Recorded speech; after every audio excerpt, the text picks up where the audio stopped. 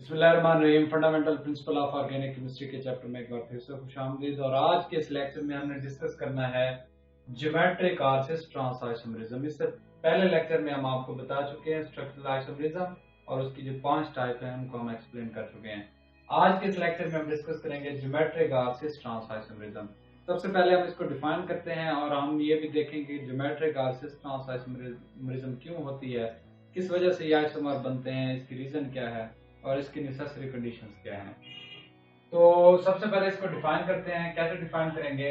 The compounds having same molecular formula same होगा, structural formula भी same होगा। Structural formula, compounds having same molecular formula, same structural formula, but differ. Difference कहां पर आएगा? But differ with respect to the position of identical groups in space. Identical groups in space are called geometric isomers, geometric or cis-trans isomers, and the phenomena is known as geometric or cis-trans isomerism. ऐसे compound जिनका molecular formula same हो, structural formula भी same हो, लेकिन फर्क कहां पर आ जाए? किस वजह से फर्क आ जाए? Identical groups. ये जो आइडेंटिकल ग्रुप्स हैं उनकी पोजीशन डिफरेंट हो जाए। कहां पर? स्पेस में डिफरेंट हो जाए। फॉर एग्जांपल, हम अगर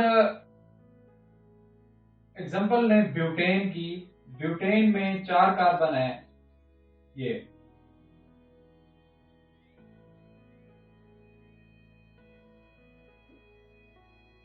अगर हम देखें तो ब्यूटेन में ये कार्बन 1 2 3 4, इस कार्बन और इस कार्बन के ऊपर जितने भी ग्रुप्स लगे हुए हैं ये इस तरह रोटेट करते रहते हैं। यूं ये इस तरह रोटेट करते रहते हैं, यानी कि ये कार्बन है, ये कार्बन है, इसके ऊपर जितने भी ग्रुप्स हैं, हाइड्रोजन है, चाहे जो भी है, तो ये यूं रोटेट करते रहते हैं। फ्री रोटेशन होती है कार्बन और कार्बन के दरमियान। जब सिंगल बॉन्ड हो, सिग्मा बॉन्ड हो, तो उसके गिर्द जो ग्रुप्स हैं वो रूम टेम्परेचर पर रोटेट करते रहते हैं। यानी कि ये मिथाइल ग्रुप यहाँ है, तो क्या आप मिथाइल ग्रुप को यहाँ लिख सकते हैं? जी लिख सकते हैं, क्योंकि ये ग्रुप रोटेट करते हैं। ये मिथाइल ग्रुप यहाँ फिक्स है, तो ये क्या यही रहेगा? नहीं, यही नहीं रहेगा, बल्कि ये यहाँ भी आ सकता है। तो ये स्पेस में जो है आइडेंटिकल ग्रुप्स, इनकी पोजीशन डिफरेंट हो रही है जब कार्बन और कार्बन के दरमियान सिंगल बॉन्ड है रोटेशन की वजह से। तो वो कभी ऊपर चला जाता है, कभी नीचे आ जाता है, ये ग्रुप कभी नीचे आ जाता है, ये ग्रुप कभी ऊपर चला जाता है। तो सिंगल बॉन्ड के केस में कोई फर्क नहीं पड़ता, चाहे ये मिथाइल ग्रुप ऊपर रह जाए या ये चाहे मिथाइल ग्रुप नीचे रह जाए। लेकिन जब कार्बन और कार्बन के दरमियान डबल बॉन्ड बन जाता है, यूं कार्बन और कार्बन के दरमियान जो जब डबल बॉन्ड बनता है, तो यहाँ पे ग्रुप्स की ये जो इसके ऊपर कार्बन, ये इस कार्बन के ऊपर और इस कार्बन के ऊपर जो भी ग्रुप्स लगे होंगे वो फ्रीली रोटेट नहीं कर सकेंगे। यानी जो ग्रुप ऊपर है वो ऊपर रह जाएगा स्पेस में, और जो ग्रुप इस डबल बॉन्ड के नीचे वाली साइड पे है वो नीचे रह जाएगा। कभी भी ऐसा नहीं होगा कि डबल बॉन्ड के केस में नीचे वाला ग्रुप ऊपर चला जाए खुद ब खुद और ऊपर वाला ग्रुप नीचे आ जाए। वजह क्या? क्योंकि डबल बॉन्ड के गिर्द फ्री रोटेशन पॉसिबल नहीं है। ये अगर हम रोटेशन करवा भी दें, उस वक्त रोटेशन पॉसिबल है जब ये डबल बॉन्ड टूटेगा। डबल बॉन्ड टूटेगा तो फिर जाके ग्रुप्स की रोटेशन होगी, अदरवाइज ग्रुप की रोटेशन नहीं होगी। तो डबल बॉन्ड की वजह से जो ग्रुप ऊपर है वो ऊपर रह जाएगा, जो ग्रुप नीचे है वो नीचे रह जाएगा, यानी कि उनकी पोजीशन फिक्स हो जाएगी। तो जब पोजीशन फिक्स हो जाएगी, इस तरह से जो आइसोमर्स बनेंगे स्पेस में, जब उनकी ग्रुप्स की पोजीशन फिक्स हो जाएगी और इस वजह से जो आइसोमर्स बनेंगे उनको हम नाम देंगे ज्योमेट्रिक आइसोमर या फिर सिस ट्रांस आइसोमर। इस केस में अगर हम इसको यूं बना दें, CH3CHHC, यहाँ पे हाइड्रोजन लगा दो, यहाँ पे हाइड्रोजन, यहाँ पे मिथाइल लगा दो, तो इस ग्रुप, इस कंपाउंड और इस कंपाउंड में कोई फर्क नहीं है। ये भी एन ब्यूटेन है, ये भी एन ब्यूटेन है। अगर यहाँ से मैं मिथाइल ग्रुप को ये यहीं लगा रहे और इस मिथाइल ग्रुप को भी मैं यहाँ लगा दूं, यहाँ पे हाइड्रोजन ले जाऊं, तब भी ये सेम है। लेकिन जब डबल बॉन्ड आ जाएगा, यहां से एक हाइड्रोजन कम हो जाएगी, यहां से एक और हाइड्रोजन कम हो जाएगी। अब कार्बन और कार्बन के दरमियान मैं बना रहा हूं डबल बॉन्ड।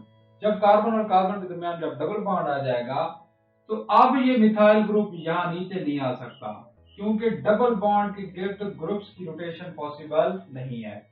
मिथाइल ग्रुप जो ऊपर है ऊपर रह जाएगा, जो हाइड्रोजन नीचे है वो नीचे रह जाएगा। इस सूरत हाल में भी ये मिथाइल जो इस कार्बन के ऊपर स्पेस में मौजूद है ये ऊपर रह जाएगा, ये जो नीचे हाइड्रोजन है ये नीचे रह जाएगी। तो ग्रुप्स की रोटेशन पॉसिबल नहीं हो सकेगी।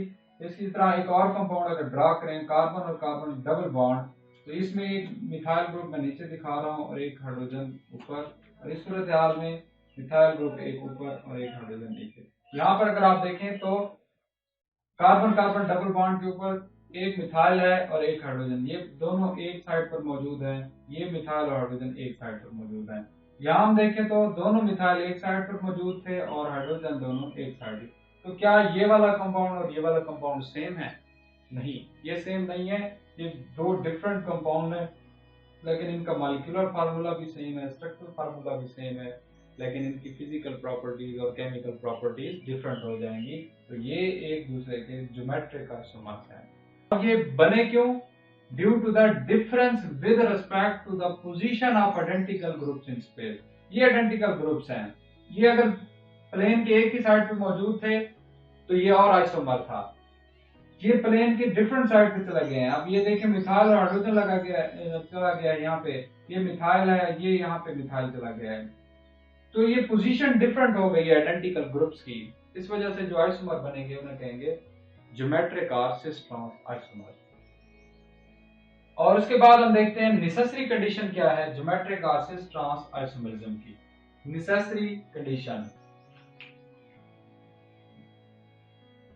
नेसेसरी कंडीशन क्या है किसी भी कंपाउंड को ज्योमेट्रिक आइसोमर बनाने के लिए? पहली चीज, there should be double bond present between two carbon. There should be double bond between carbon and carbon. Carbon carbon के दरमियान डबल बॉन्ड होना चाहिए, क्योंकि डबल बॉन्ड होगा तो जाहिर सी बात है फिर रोटेशन नहीं होगी, रोटेशन नहीं होगी तो ग्रुप जो ऊपर है ऊपर रह जाएगा, नीचे नीचे रह जाएगा। इस वजह से ज्योमेट्रिक आइसोमर पॉसिबल है। दूसरी चीज, two groups attach to the same carbon must be different. एक ही कार्बन के ऊपर जो दो ग्रुप्स लगे होंगे वो डिफरेंट होने चाहिए। कैसे जी? अब इस कार्बन के ऊपर देखें, एक हाइड्रोजन है और एक मिथाइल है, तो दोनों ए, इसको अगर हम ए कह दें इसको बी कह दें तो A is not equal to B. इस सूरत हाल में देख लें, ये इसको ए कह लें इसको बी, तो इस सूरत हाल में is not equal to be. तो ये तभी दोनों कंडीशन सेटिस्फाई हो रही हैं। कार्बन और कार्बन के दरमियान डबल बॉन्ड भी है और सेम कार्बन के ऊपर जो दो ग्रुप्स लगे हुए हैं वो डिफरेंट हैं। तो ये दो कंडीशंस होंगी तो ज्योमेट्रिक आइसोमर बनेंगे। अगर इन दोनों में से एक कंडीशन भी फुलफिल नहीं होगी तो ज्योमेट्रिक आइसोमर बनना पॉसिबल नहीं है। अब अगर डबल बॉन्ड के एक साइड पर सिमिलर ग्रुप्स मौजूद होंगे तो उस वजह से जो आइसोमर बनेगा उसे कहेंगे सिस आइसोमर। ज्योमेट्रिक आइसोमर दो टाइप के हो सकते हैं, एक को हम कहते हैं सिस आइसोमर और दूसरे को हम नाम देते हैं ट्रांस आइसोमर का। सिस आइसोमर कौन सा होता है? अगर डबल बॉन्ड के एक साइड पर सिमिलर ग्रुप मौजूद हो तो उस आइसोमर को हम नाम देते हैं सिस आइसोमर का। और अगर डबल बॉन्ड के एक साइड पर डिफरेंट ग्रुप्स मौजूद हों, जिस तरह ये मिथाइल और हाइड्रोजन है, इसको हम नाम देते हैं ट्रांस आइसोमर का। If two similar groups are present on the same side of double bond, this type of isomer is known as cis isomer. And if two different groups are present on the same side of the double bond, then this type of isomer is known as trans isomer. तो इसका नाम इसको अब हम नाम देते हैं। पहले तो इसका नाम है जी कार्बन नंबर 1 2 3 4, 4 कार्बन है, 4 कार्बन वाले को ब्यूटीन कहते हैं और इसका नाम है जी डबल बॉन्ड की पोजीशन क्या है 2 ब्यूटीन। और सीज और ट्रांस, सीज है या ट्रांस है, अब डबल बॉन्ड के दोनों तरफ मिथाइल ग्रुप सिमिलर ग्रुप मौजूद है तो ये जाहिर सी बात है सीज आइसोमर है, तो इसका नाम क्या होगा सीज 2 ब्यूटीन। तो एक सीज आइसोमर है।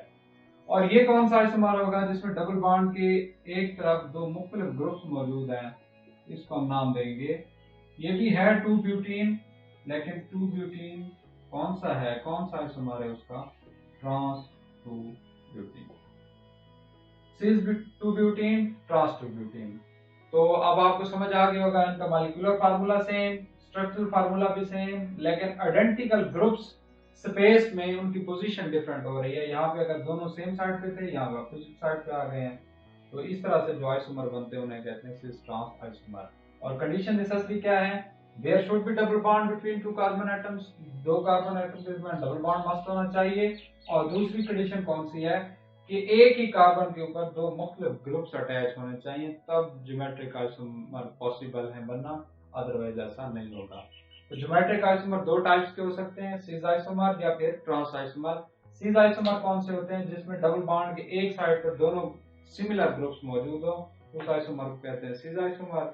और अगर डबल बॉन्ड के एक तरफ दो अपोजिट ग्रुप मौजूद हो, दो एक जैसे ग्रुप ना हो, आइडेंटिकल ग्रुप्स अपोजिट साइड पे चले जाएं, आप यूं भी कह सकते हैं, तो उस आइसोमर को हम नाम देंगे ट्रांस आइसोमर का।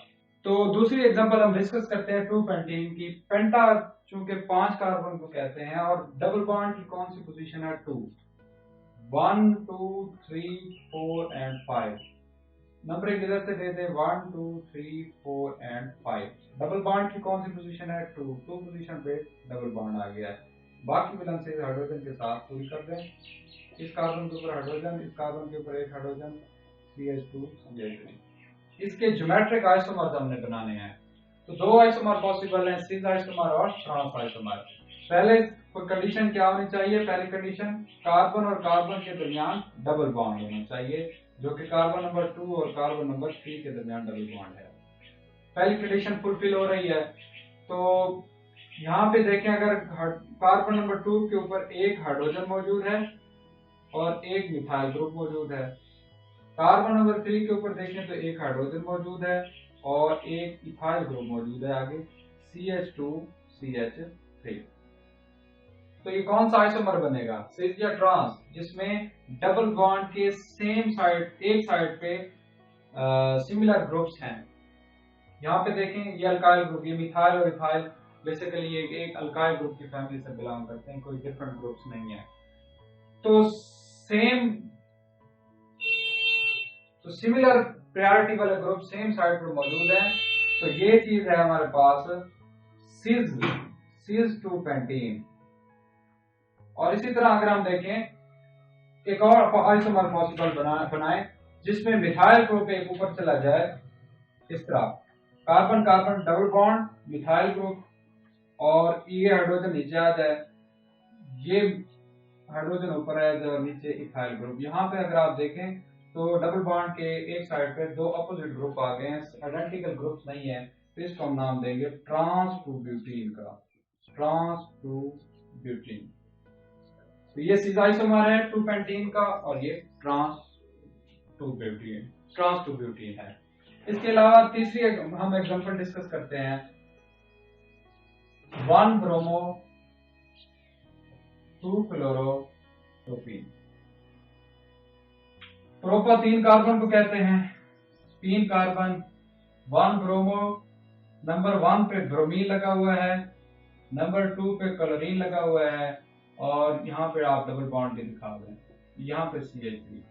तो ये है 1 ब्रोमो 2 क्लोरो प्रोपीन।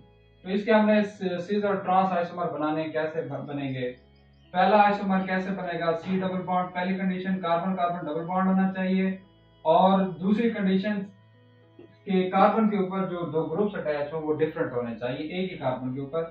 अब यहाँ पे पहला आइसोमर जिसमें मैं ब्रोमीन एक साइड पे दिखा रहा हूँ, इस साइड में इस सूरत में क्लोरीन एक साइड पे और मिथाइल ग्रुप एक साइड पे। तो यहाँ पे देखें तो हेलोजन जो है वो डबल बॉन्ड के एक तरफ मौजूद है, तो ये है सिस आइसोमर और नाम इसका क्या होगा, सिस 1 ब्रोमो 2 क्लोरोप्रोपीन, सिस 1 ब्रोमो 2 क्लोरोप्रोपीन। और उसके अलावा अगर आप इसका ट्रांस आइसोमर बनाना चाहें तो आप हेलोजन किसी को आप एक साइड पे अपोजिट साइड पे दिखा दें, यहाँ पे क्लोरीन ऊपर लगा हुआ है तो आप क्लोरीन को नीचे दिखा दें, मिथाइल ग्रुप को ऊपर ले जाएं, या ब्रोमीन यहाँ ऊपर लगा हुआ है आप इसे नीचे ले आए, तो आप कोई भी तरतीब बदला के जो है इसका दूसरा आइसोमर बना सकते हैं। सी डबल बॉन्ड सी, उसके बाद आप देखें तो मैं यहाँ पे मिथाइल ग्रुप को ऊपर ले जाता हूँ और क्लोरीन को नीचे, बाकी सूरत हाल सेम है। तो ये है जी इसका ट्रांस आइसोमर, ट्रांस आइसोमर। तो ये था आज का हमारा लेक्चर जिसमें हमने आपको ज्योमेट्रिक आइसोमरिज्म या सिस ट्रांस आइसोमरिज्म के बारे में बताया कि वो क्यों बनते हैं और उसकी रीजन क्या है, कंडीशन क्या है, नेसेसरी कंडीशन, और एग्जांपल में हमने ज्योमेट्रिक आइसोमर्स बना के दिखाया आपको 2 ब्यूटीन के, 2 पेंटीन के और 1 ब्रोमो 2 क्लोरोप्रोपीन के। तो ये था आज का हमारा लेक्चर।